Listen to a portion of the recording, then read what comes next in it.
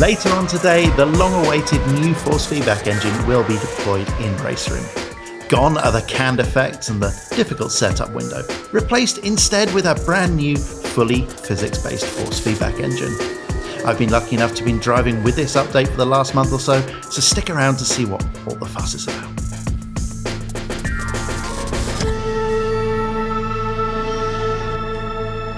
I've been pretty open about my struggles with the Raceroom force feedback system in the past.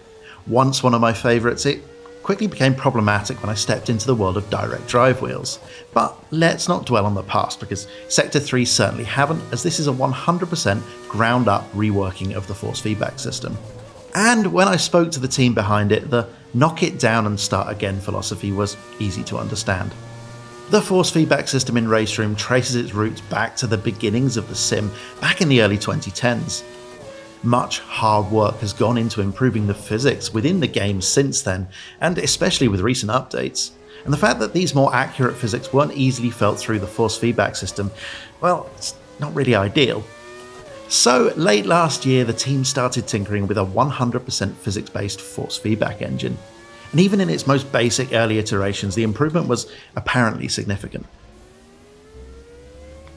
From a technical perspective, the old system took advantage of a great number of direct input effects, some of which were generated as a direct result of calculations from the physics engine, while others were so-called canned effects.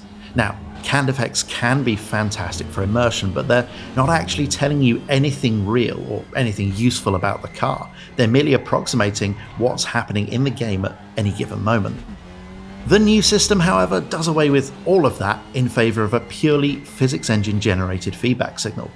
What that means is more accuracy, better feel, and more consistency across wheelbases as well. There are also 3 optional immersion effects, as they've called them, that have been gradually added back in during the period of beta testing.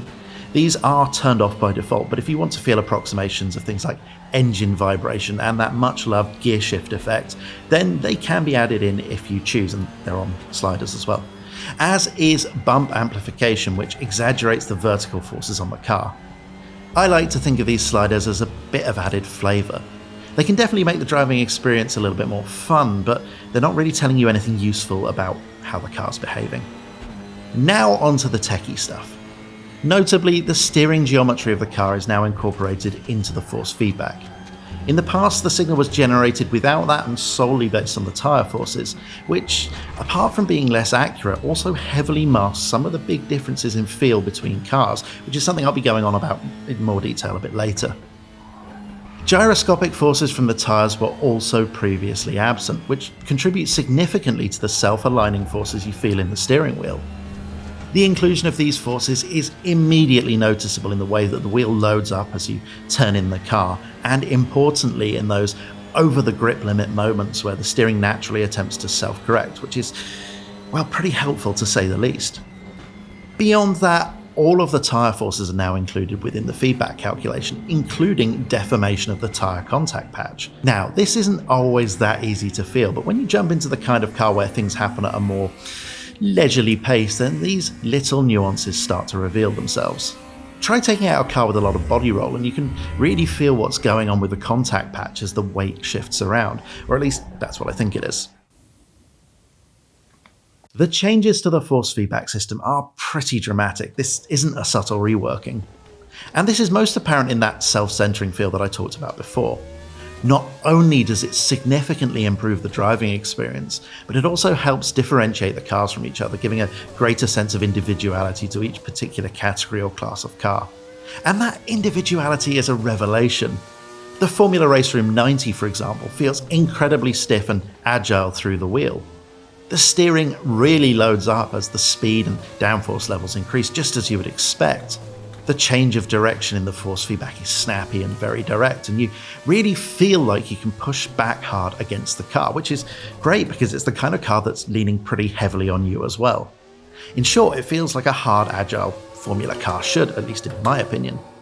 And if you turn up the force feedback on a wheel like this, it's a bit of a monster. At the other end of the spectrum, you have something like the TCR cars, in this case the WTCR Civic.